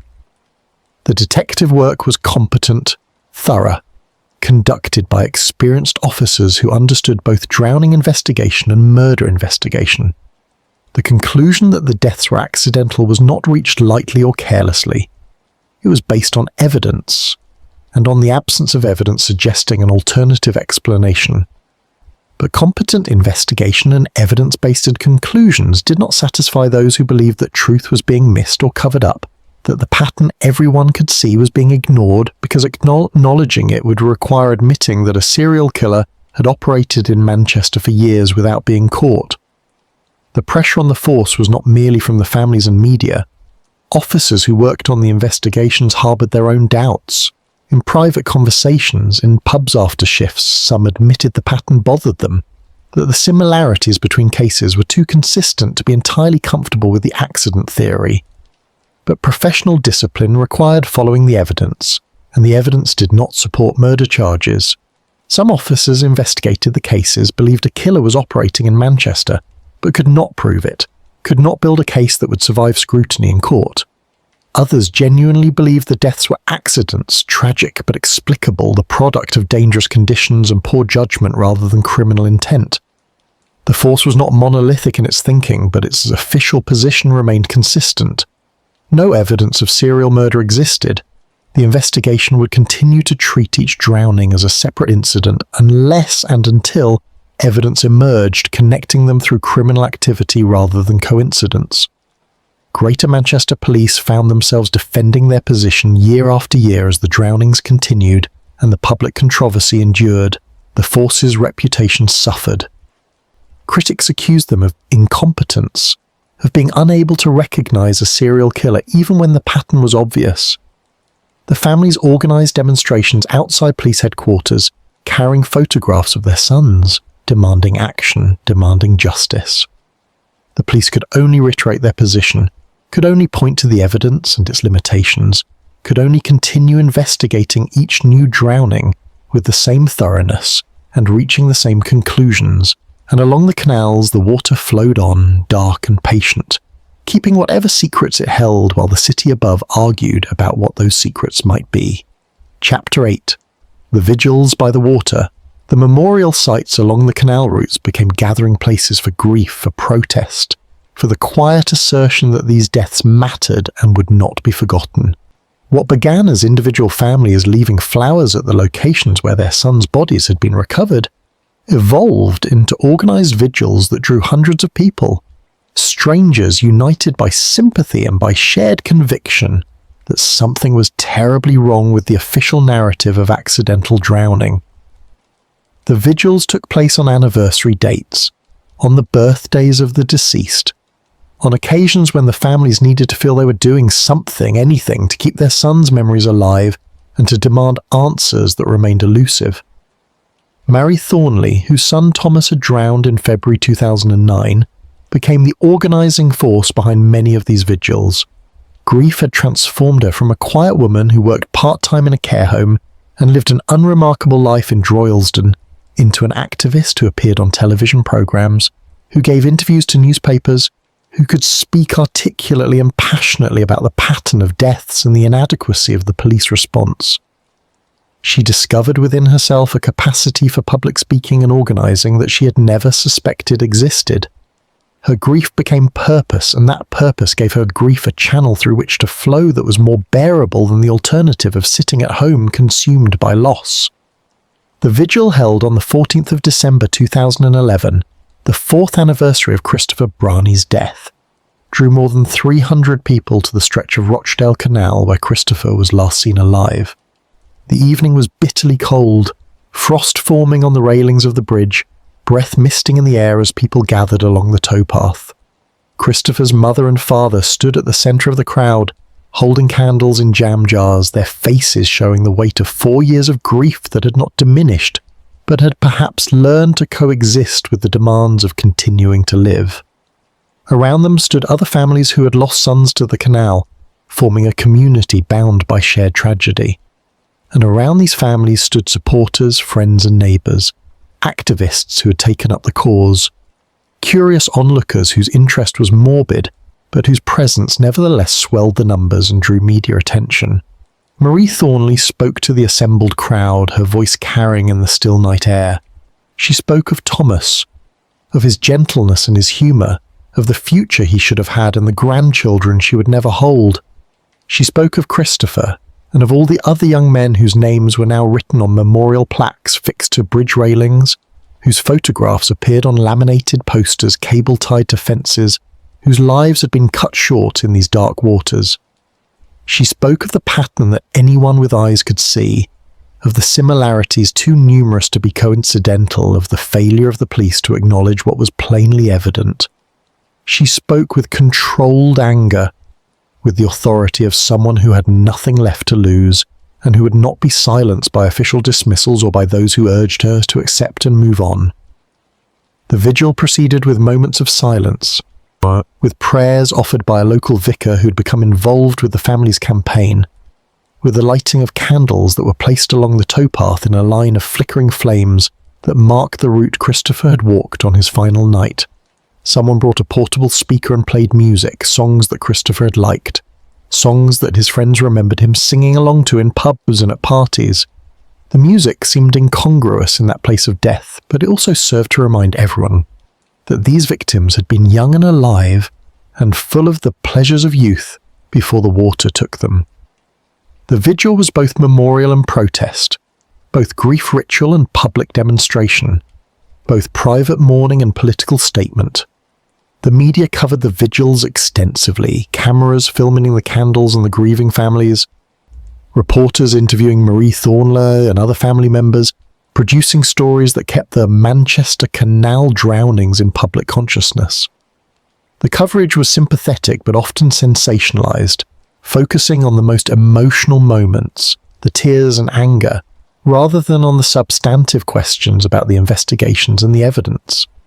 Some families appreciated the media attention, believing it kept pressure on the police and kept the possibility of new information emerging.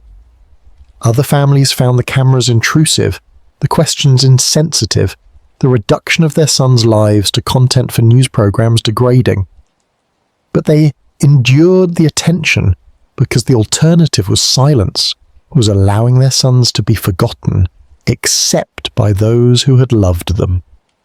The vigils served for multiple purposes beyond the obvious ones of memorialization and protest. They provided space for the families to meet and support each other, to share their grief with people who understood in ways that friends and extended family members, however sympathetic, could not. The fellowship of the bereaved was its own kind of community, bound by experience that no one would choose, but that having experience created connections deeper than those formed in happier circumstances. The families exchanged information about their sons' cases, compared notes on police interactions, shared advice about dealing with coroners and with media. They became experts in drowning investigation, in British legal procedures, in the statistics of accidental death. They educated themselves because no one else would do this work for them. The vigils also served as recruitment opportunities for the family's campaign. People who attended out of curiosity or sympathy were given literature explaining the pattern of deaths, were invited to join Facebook groups, were asked to sign petitions demanding a murder investigation. Some attendees became active supporters, devoting time to researching the cases, to walking the canal routes documenting conditions and hazards, to writing to members of Parliament demanding action. Others attended once and then moved on, their sympathy real but their capacity for sustained engagement limited.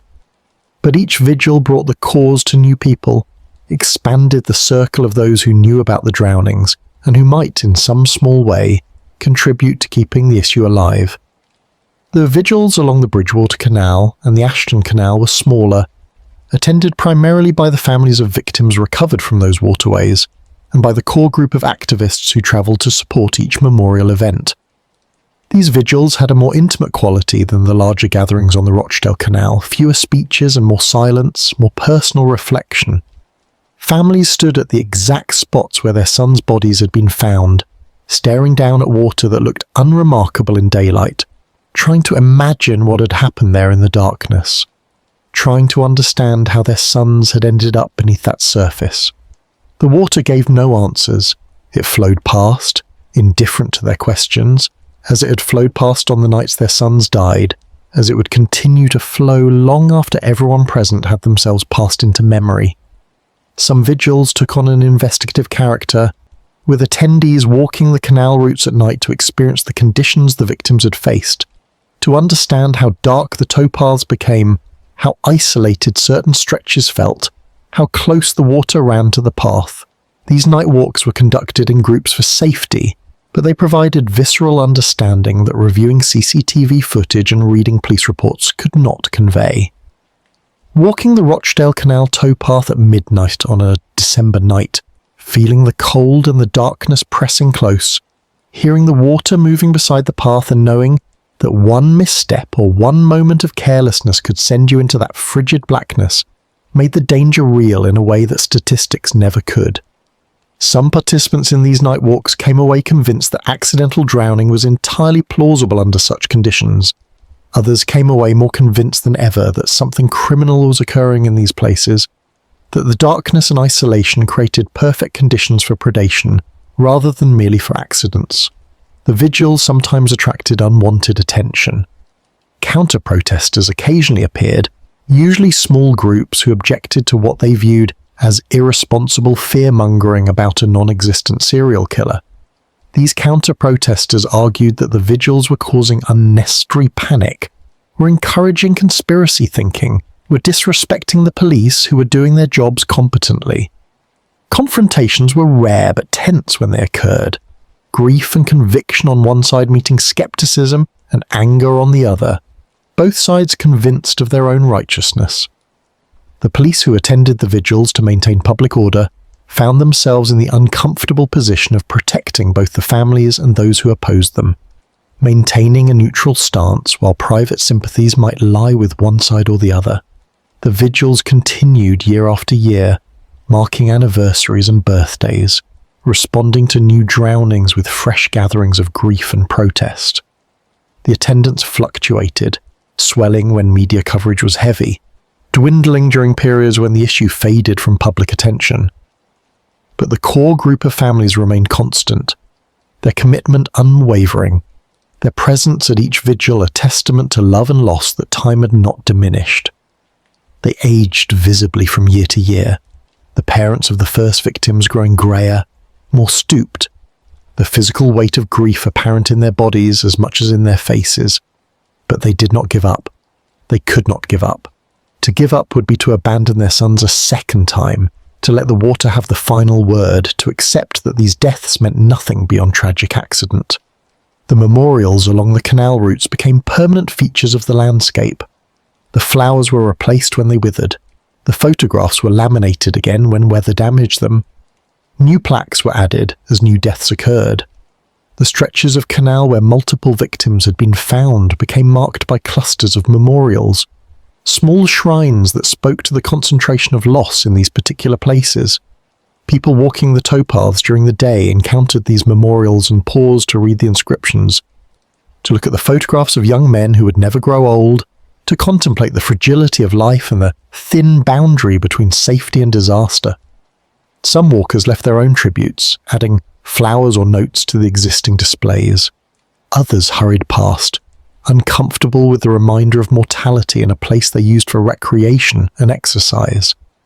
The vigils by the water served as witness. They asserted that these deaths had happened, that these young men had lived and mattered, that the pattern was real regardless of what official investigations concluded. They kept the question alive. Were these accidents or murders? Was Manchester safe or did danger stalk its waterways? The vigils could not answer these questions, but they could ensure the questions continued to be asked, that the dead were not forgotten, that the darkness beside the canal was marked by light, however brief, however small, however insufficient that light might be against the vast mystery of what had happened and continued to happen in those places where the water waited. Chapter 9. The City Divided. Manchester, in the years following, 2007 found itself split by an invisible fault line that had little to do with the traditional divisions of class or geography or political allegiance. The Manchester Pusher controversy created its own bifurcation, separating those who believed a serial killer stalked the canals from those who maintained the drownings were accidents, creating communities of belief and skepticism that often corresponded with but were not entirely defined by other social divisions.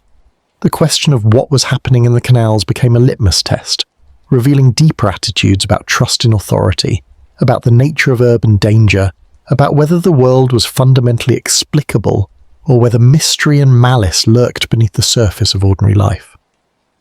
In the pubs and cafes of the city centre, in the break rooms of offices and the common rooms of universities, in the comment sections of news websites and the threads of social media, the debate continued without resolution.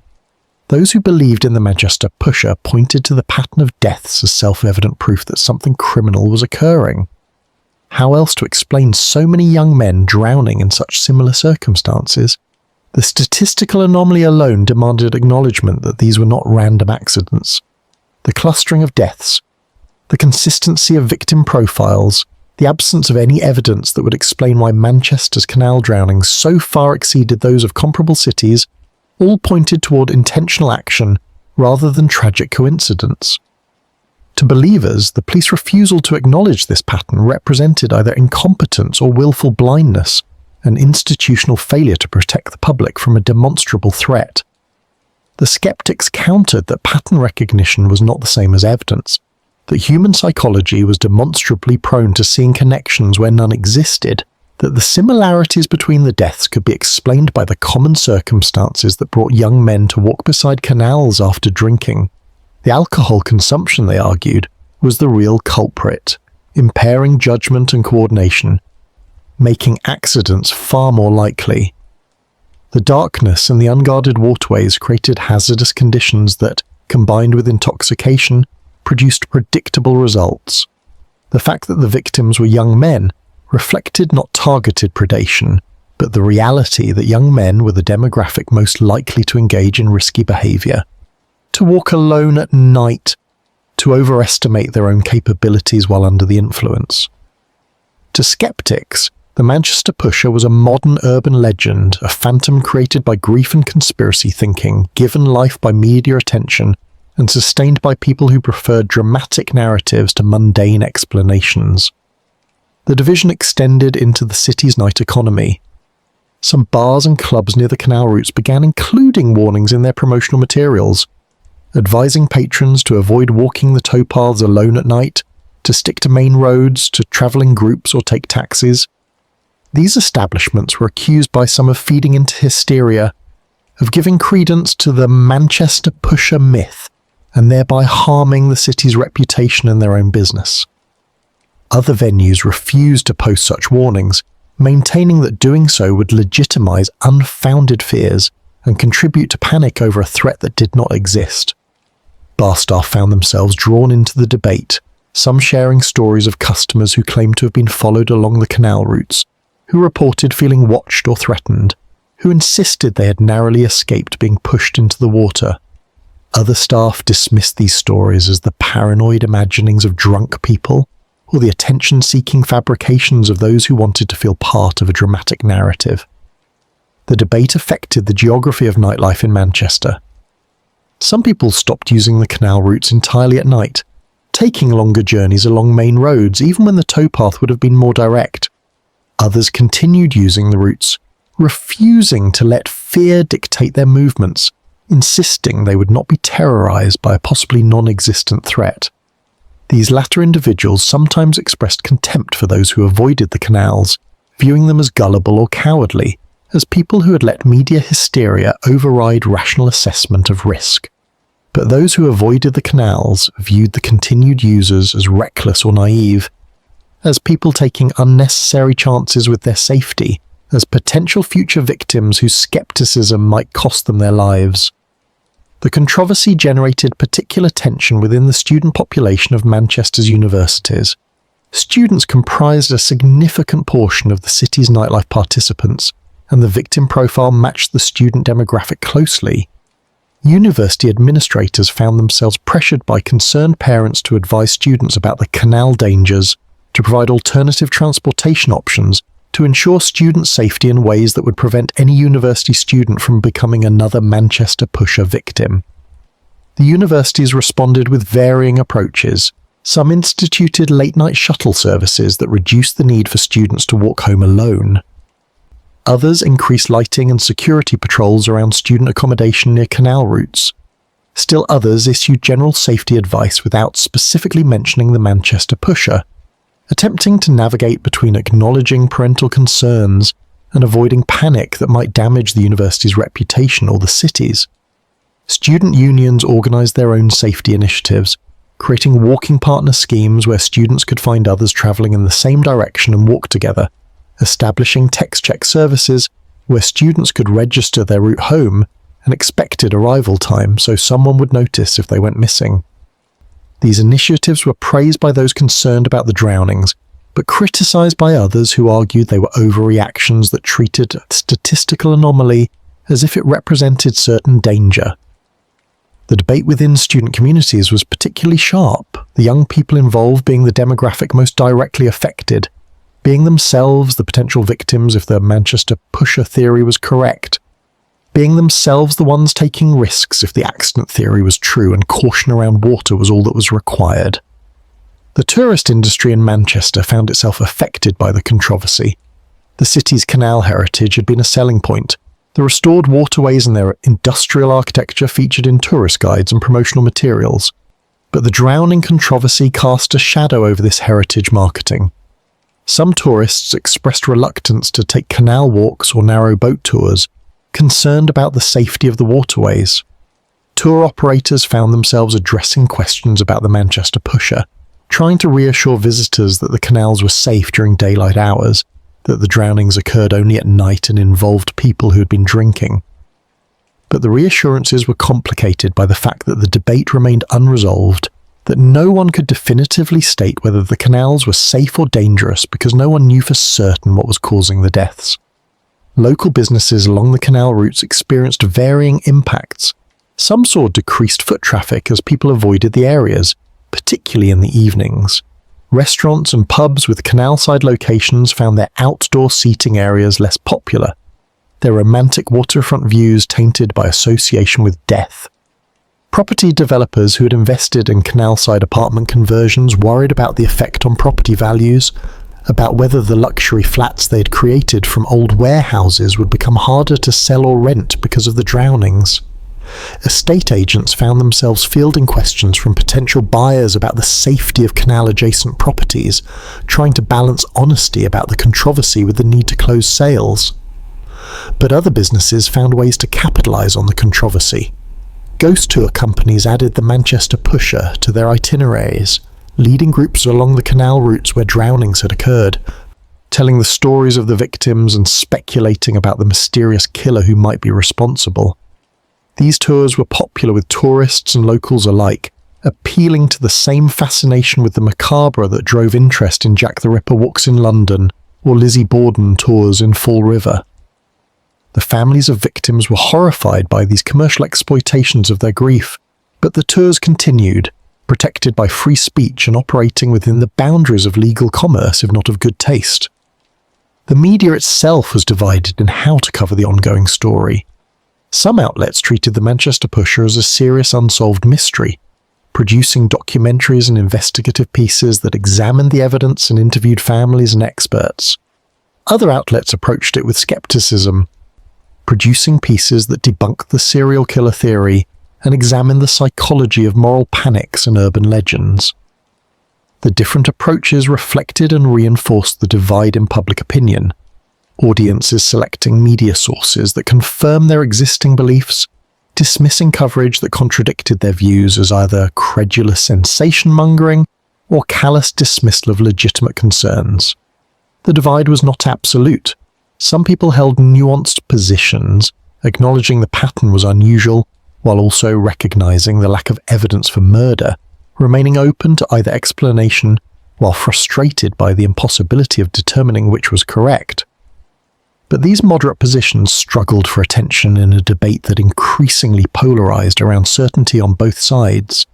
Believers and skeptics each convinced of their own correctness and of the other side's foolishness or dishonesty. The Manchester Pusher controversy became one of those rare issues that seemed to demand tribal allegiance, that resisted nuance, that transformed every new drowning into another round of the same arguments with the same positions hardening rather than evolving. The police found themselves caught in this divided city, unable to satisfy either side. Believers accused them of failing to protect the public, of incompetence or cover-up, of prioritizing their clear-up rates and their reputation over acknowledging a serial killer operating in plain sight. Skeptics accused them of not doing enough to combat the hysteria, of allowing the Manchester Pusher myth to persist and grow when they should have been more forceful in debunking it. The police could only continue their work, investigating each new drowning with the same thoroughness, reaching the same conclusions, making the same statements that satisfied no one but which represented the honest assessment of what the evidence showed and did not show. Manchester remained a city of canals, and those canals remained part of the city's identity and infrastructure, winding through neighbourhoods, connecting past to present, carrying water and history, and now also carrying the weight of loss and controversy. The waterways could not be removed or filled in. They were permanent features of the landscape, and the deaths that occurred in them, whether accidents or murders, whether random or patterned, would continue to shape how people thought about and moved through the city. The division between believers and skeptics would persist as long as the question remained unanswered, as long as the pattern continued, as long as young men kept dying in the dark water, while the city above argued about what their deaths meant.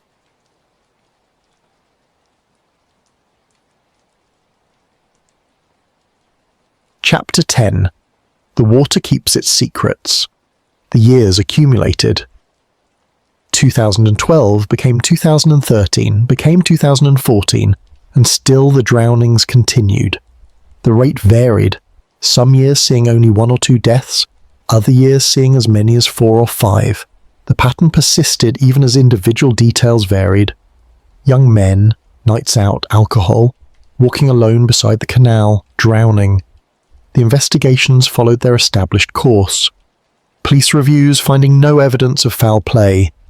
Coroner's inquests returning verdicts of accidental death or open verdicts when evidence was too limited to determine cause with certainty. Families grieving and demanding answers that never came. The cycle repeated with each new victim. A terrible rhythm that became part of Manchester's fabric, like the rain that fell on the city. Like the buses that ran their routes. Like the canals themselves flowing endlessly through the urban landscape. The Manchester pusher theory evolved but never died.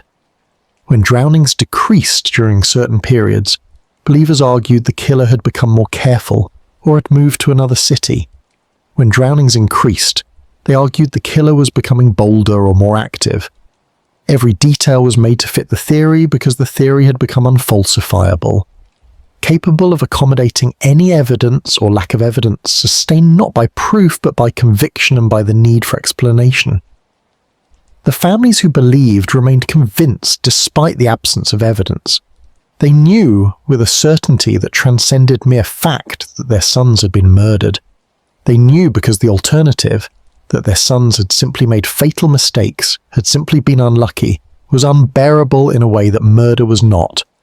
Murder at least had more meaning, had agency, had the possibility of justice, even if that justice remained elusive. Other families, newer ones who joined the community of the bereaved as the years passed and new drownings occurred, brought fresh energy to the campaign but also fresh grief that had not yet hardened into the sustained anger that characterized the older families. Some of these newer families accepted the accident verdicts, believing the police and coroners rather than the conspiracy theories. Their presence in the community of bereaved families created tension, the division between believers and skeptics reproducing itself, even within the group that had lost sons to the canal. The community fractured slowly, some families drifting away, exhausted by the years of vigils and campaigns that had achieved nothing concrete, while others remained committed to the cause regardless of how long it took or whether resolution would ever come. The academic studies of the Manchester Canal drownings began to appear in criminology journals and conferences. Researchers examined the cases from various theoretical perspectives, some focusing on the statistical anomaly, others on the social construction of the Manchester pusher narrative, still others on the police investigation methods and their adequacy. The studies reached no consensus. Some researchers concluded the pattern warranted further investigation and that the possibility of serial homicide could not be ruled out. Others concluded the Manchester pusher was a classic case of moral panic, a phantom created by pattern-seeking behaviour and sustained by media attention.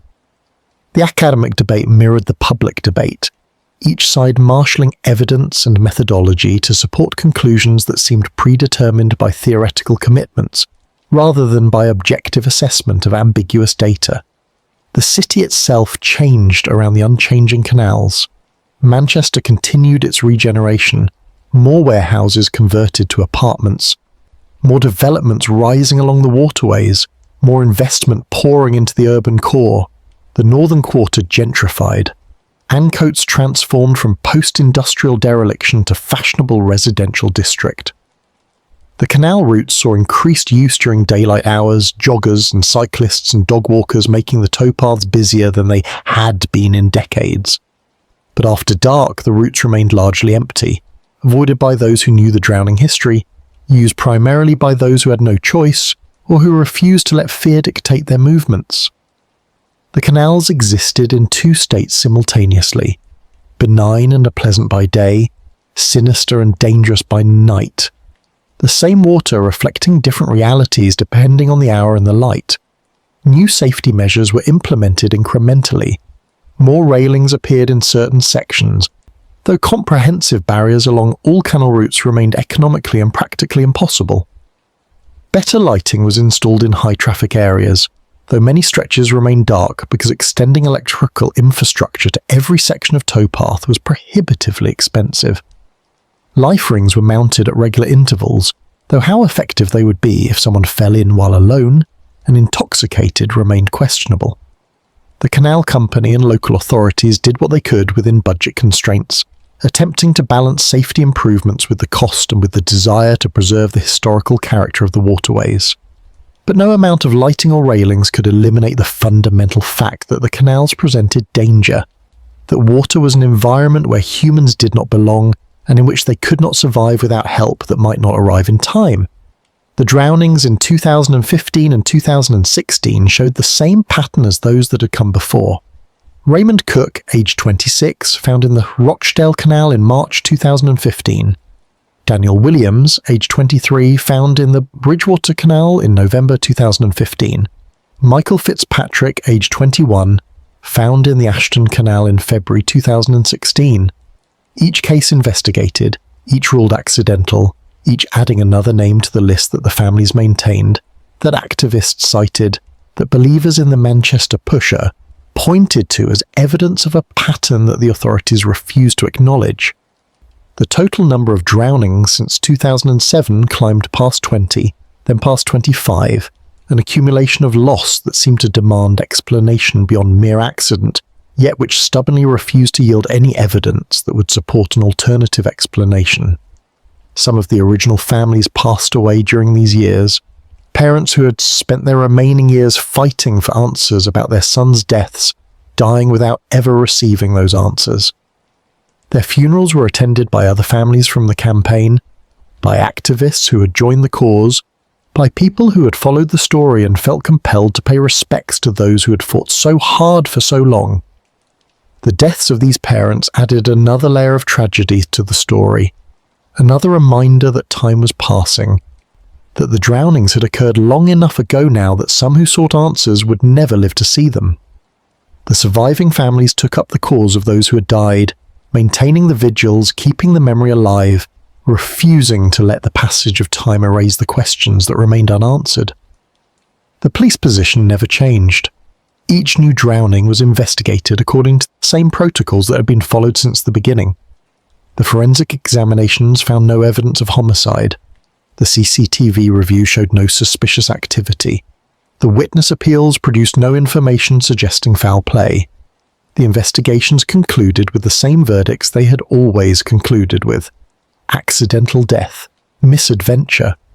The police acknowledged the pattern, acknowledged the family's grief and their legitimate questions, but maintained that without evidence of murder, they could not pursue a murder investigation. The position was consistent, professionally defensible, and utterly unsatisfying to those who believed the evidence of pattern was itself evidence sufficient to warrant different conclusions. Greater Manchester Police did eventually create a dedicated review team in 2017, responding to continued pressure from families and from members of Parliament who had taken up the cause. The team, led by Detective Inspector Sarah Manning, was tasked with reviewing all the canal drowning cases from 2007 onward, looking for any connections or evidence that might have been missed in the individual investigations. The review took 18 months and examined more than 30 drowning cases. The team's report, released in late 2018, concluded what every previous review had concluded. While the number of drownings was higher than in comparable cities, and while the similarities between cases were notable, no evidence suggested the deaths were anything other than accidents. The report recommended continued safety improvements along canal routes, but did not recommend opening a murder investigation. The families rejected the report before they had finished reading it. They had heard these conclusions before, had seen these official denials before, had experienced this institutional refusal to acknowledge what seemed obvious to them before. The report changed nothing. The debate continued. The drownings continued. The Manchester pusher, whether real or phantom, where the serial killer or urban legend remained part of Manchester's story, part of the darkness that lived alongside the city's regeneration and prosperity, part of the price paid for living in a place where water wound through stone and where young men walked alone at night beside that water. By 2020, more than a decade had passed since Christopher Brani's death, since the pattern had first been noticed, since the families had begun their campaign for acknowledgement and justice. Some of the victims from the early years would have been in their 30s now, would have had careers and marriages, children of their own, lives that extended beyond the moment when the water took them. The families aged, the parents who'd been in their 40s when their sons died now in their 50s and 60s, their grief a permanent companion, their lives divided into before and after, before the drowning and after, before they knew such loss and after they had learned to carry it. The campaigning continued, though with less intensity than in the early years, the vigils smaller, the media attention sporadic, the public interest waning as newer tragedies and controversies claimed attention. The canals flowed on through Manchester, patient and indifferent, carrying their cargo of water and history and occasional death. The Rochdale Canal, the Bridgewater Canal, the Ashton Canal, all the arteries and capillaries of the waterway network that had made the city great in the industrial age and that now served as recreational routes and historical attractions and, in certain dark hours, as places where young men died, and no one could say with certainty why. The water kept its secrets. The darkness beside the towpaths remained impenetrable. The pattern persisted without explanation, a mystery that was perhaps unsolvable, a question that was perhaps unanswerable, a truth that was perhaps unknowable. Whether the Manchester pusher existed, or whether the deaths were accidents, whether a serial killer had operated in plain sight for years without leaving evidence, or whether grief and pattern recognition had created a phantom from tragic coincidence, whether the family's conviction was justified or whether the police assessments were correct, these questions remained open more than a decade after they were first asked. The canal drownings had become part of Manchester's folklore, part of the city's darker mythology, joining the stories of Jack the Ripper and the myths of Victorian London, becoming one more urban legend that people told and debated and could not resolve. The truth, if truth existed beyond the facts of death and the absence of explanation, remained hidden in the gaps between CCTV cameras, concealed in the unlit stretches of towpaths submerged in the black water that took the victims and gave back only bodies, never answers.